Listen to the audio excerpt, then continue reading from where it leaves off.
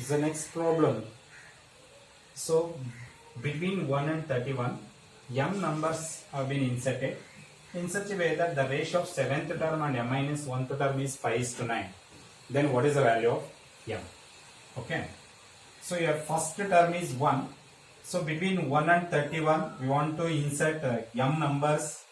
So taken as x1, x2, x3, x4, right? x5 up to so on. xm next term is 31 is given. Okay na? So your first term is 1, right?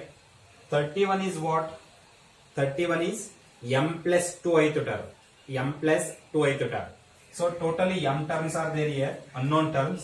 So known terms 2. And the rest right, m plus 2th term. 31 is m plus 2th term. Agare ಏನು ಬರಿಬಹುದು? So a plus m plus 2th term into d is equal to 31 ಬರಿಬಹುದಾ?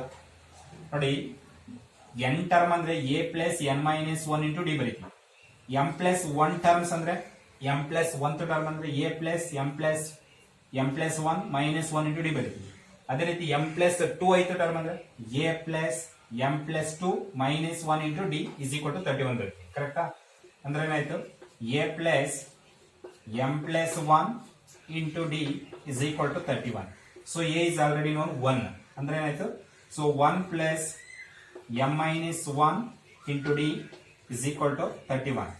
ಅಂದ್ರೆ m minus 1 into d is equal to, sorry, is m plus 1. Is m plus 1 is equal to 31. 1 ಅನ್ನು ಆ ಕಡೆ shift ಮಾಡಿ ಏನಾಗುತ್ತೆ? So 31 minus 1, 30.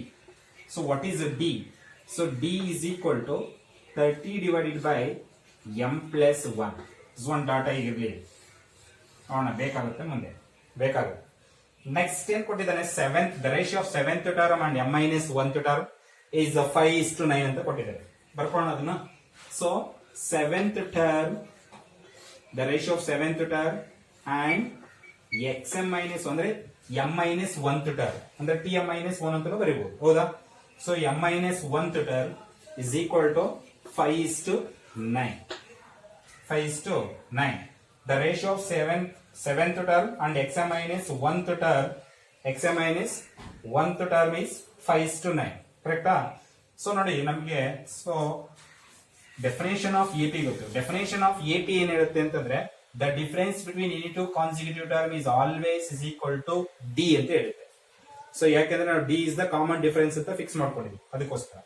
ಹಾಗಾದ್ರೆ xm minus 1 is also d. ಕರೆಕ್ಟಾ? Next xm minus 1, xm minus 2 is also d.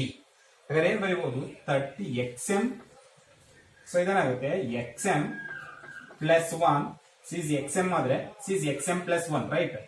xm ಅಂತಂದ್ರೆ ಇದನ್ನ ಏನ್ ಅನ್ಕೊಂಬೋಣ? ಇದು xm ಆದ್ರೆ ನೆಕ್ಸ್ಟ್ ಟರ್ಮ್ xm plus 1 ಅಂತ. xm plus 1. ಹಾಗಾದ್ರೆ xm plus 1 minus xm is equal to what? d. ಕರೆಕ್ಟಾ? ಹೌದಲ್ಲ? ಸೊ ಹಾಗಾದ್ರೆ xm plus 1 ಏನಿದೆ? xm plus 1 is 31.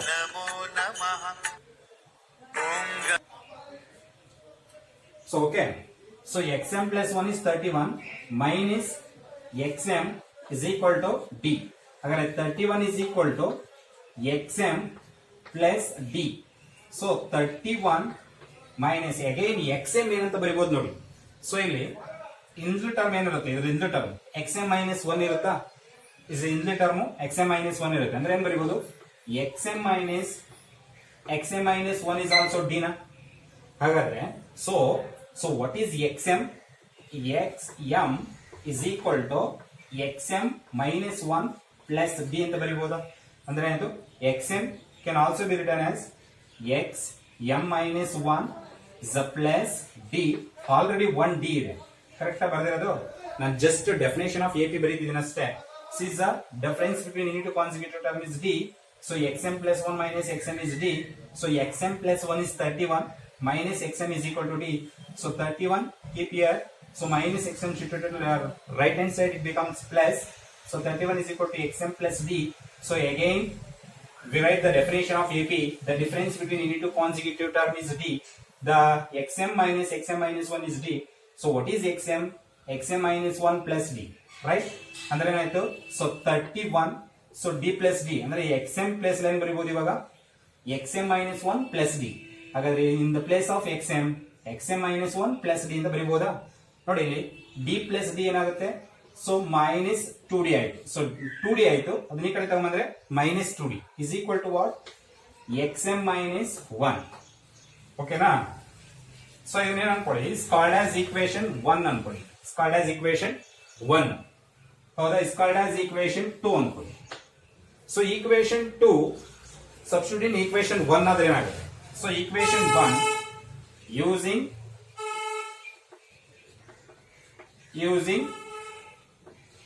equation 2 in 1. equation using equation 2 in 1 ಅಂದ್ರೆ equation 2 ಅಂತ ತಗೊಬಂದು equation 1 ಅಲ್ಲಿ ಬರೆಯಿರಿ. ಏನಾಗುತ್ತೆ, 7th ಟರ್ಮ್ ಅಂದ್ರೆ ಏನು, a plus 6d. ಕರೆಕ್ಟಾ? 7th term means a plus n minus 1 into d. this is nth term. ಹಾಗಾದ್ರೆ so 7th term means 7 minus 1 into d ಅಂದ್ರೆ a plus 6d. but a is known. a is what, 1. ಹಾಗಾದ್ರೆ ಏನಾಗುತ್ತೆ, 7th term nothing but 1 plus 6d, 1 plus 6d. ಕರೆಕ್ಟಾ? divided by, so xm minus 1 from equation 2 ಇಂದ ಏನ್ ಬರೀಬಹುದು, xm minus 1 can be written as 31 minus 2d. so is equal to what, 5 by 9. so in this equations involves only d is unknown. ಹಾಗಾದ್ರೆ d calculate ಮಾಡಿದ್ರೆ, so d ತಗೊಂಡೋಗಿ ಇಲ್ಲಿ substitute ಮಾಡಿದ್ರೆ ನಮಗೆ what is the value of m ಅಂತ ಸಿಕ್ಬಿಡುತ್ತೆ. ಕರೆಕ್ಟಾ? Cross multiplication ಮಾಡಿ. So 9 plus 9 6 63, sorry yes, this is what, 54d is equal to, so 5 1s are 5, so 5 3s are 15, 155, 31 into 5 155 minus, so 2 5s are 10 ಅಂದ್ರೆ minus 10d. So ಏನಾಗುತ್ತೆ, constant ಇರೋನೆಲ್ಲ D ಇರೋ ಟರ್ಮ್ನೆಲ್ಲ ಒಂದು separate ಮಾಡಿ. ಏನಾಗುತ್ತೆ, is 54d plus next, so 10d is equal to 155 minus 155 minus d. ಕರೆಕ್ಟಾ? yes. so this is 64d is equal to, so 155 minus d ಅಂದ್ರೆ ಎಷ್ಟಾಗುತ್ತೆ, 141 146 ಆಗುತ್ತಾ? yes, 146 ಆಗುತ್ತೆ. ಕರೆಕ್ಟ್ ಅಲ್ಲ? ಸೊ 155 minus 9 ಅಂತಂದ್ರೆ ಸೊ 146. yes. ಇಲ್ಲಿ 7th term means what, 7th term ನೋಡಿ, 7th term means 1 plus 7d or, so I think ಇದನ್ನು check ಮಾಡ್ತೀನಿ, 1 ನಿಮಿಷ. ಓಕೆ, ಪ್ರಾಬ್ಲಮ್ ಸ್ವಲ್ಪ ಕರೆಕ್ಷನ್ ಮಾಡ್ಕೊಳ್ಳಿ. ಸಿಸ್ 8th ಟರ್ಮ್ ಮಾಡ್ಕೊಳ್ಳಿ. ಇದು 8th ಟರ್ಮ್. 8th ಟರ್ಮ್ ಅಂದ್ರೆ ಏನಾಗುತ್ತೆ, so 8th term so becomes ಇಲ್ಲೇನಾಗುತ್ತೆ, ಸೊ ಅವಾಗ 7d ಆಗುತ್ತೆ. ಕರೆಕ್ಟಾ? ರೈಟ್. ಇವಾಗ ಕ್ರಾಸ್ ಮಲ್ಟಿಪ್ಲಿಕೇಶನ್ ತಗೊಳ್ಳಿ. 9 1s are 9 plus 9 7s are 63d is equal to 31 5s are 155 minus, so 2 5s are 10 times d. ಕರೆಕ್ಟಾ? So ಏನಾಯ್ತು, 63d plus, so 10 times d is equal to 155 minus 9. 155 minus 9. ಕರೆಕ್ಟಾ? So 63d plus 10d ಅಂದ್ರೆ ಏನಾಯ್ತು, 73d is equal to 140 s 140 s ಅಂದ್ರೆ 9, so 146. Correct ಅಲ್ಲ? 146. so what is the d?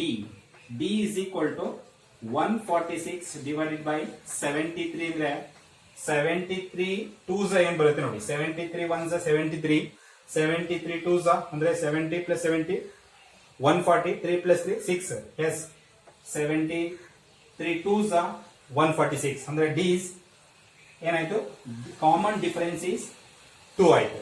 ಹಾಗಾದ್ರೆ ಈ equations ಗೆ ಸಬ್ಸ್ಟಿಟ್ಯೂಟ್ ಮಾಡಿ. ಈ ಈಕ್ವೇಷನ್ಸ್ ಅನ್ನು ಏನಂಕೊಳ್ಳಿ, ಇಸ್ ಅ ಕ್ಯಾಪಿಟಲ್ ಎ ಅನ್ಕೊಳ್ಳಿ. Is a capital A, is a implies, capital A implies, so D is what, 2 ಅಂದ್ರೆ ಆಯ್ತು 2 is equal to 30 divided by m plus 1. so take cross multiplications, so 2m plus 2 is equal to 30. So 2m is equal to 30 minus 2. So 2m is equal to 28. So m is equal to 28 by 2 is equal to what? 40. ಕರೆಕ್ಟಾ? One correction ಮಾಡ್ಕೊಳ್ಳಿ, 8th term ಮಾಡ್ಕೊಳ್ಳಿ. So ಅರ್ಥ ಆಗಿದೆ ಇಲ್ಲಿ. Just ಏನ್ ತಗೊಂಡಿದ್ದೀನಿ ಅಂತಂದ್ರೆ so m plus 2 8th term ತಗೊಂಡು d ಸಾಲ್ವ್ ಮಾಡ್ಕೊಂಡಿದ್ದೀನಿ. Next the ratio of 8th term and m minus 1th term is 5/9 use ಮಾಡ್ಕೊಂಡಿದ್ದೀನಿ. ಸೊ ಅದನ್ನ ಬರ್ಕೊಂಡಿದ್ದೀನಿ. Next the definition of A P ಏನಂತಂದ್ರೆ the difference between any two consecutive term. ಹಾಗಾದ್ರೆ this is m plus 1th term, this is mth term. ಹಾಗಾದ್ರೆ xm plus 1 minus xm is what? d. So xm plus 1 is 31 minus xm is equal to d. Again, so ಇದನ್ನ solve ಮಾಡಿದ್ದೀನಿ. 31 is equal to xm plus d ಗೆ. So again definition of xm ಏನು ಅಂತಂದ್ರೆ xm minus 1 plus d ಬರಿಬಹುದು. ಯಾಕೆಂದ್ರೆ so the difference between ಈ ಎರಡು difference ತಗೊಳ್ಳಿ. ಇದರ ಇನ್ಲಿನ್ ಟರ್ಮ್ ಏನಾಗುತ್ತೆ? xm minus 1 ಆಗುತ್ತೆ. xm minus 1 ಹಾಗಾದ್ರೆ xm minus xm minus 1 is equal to d ಅಂದ್ರೆ xm minus 1 is xm minus 1 plus d ಆಗುತ್ತೆ. ಅಂದ್ರೆ d plus d 2d ಈ ಕಡೆ ತಗೊಂಡು minus 2d ಅಂದ್ರೆ 31 minus 2d is equal to xm minus 1 squared as equation 2.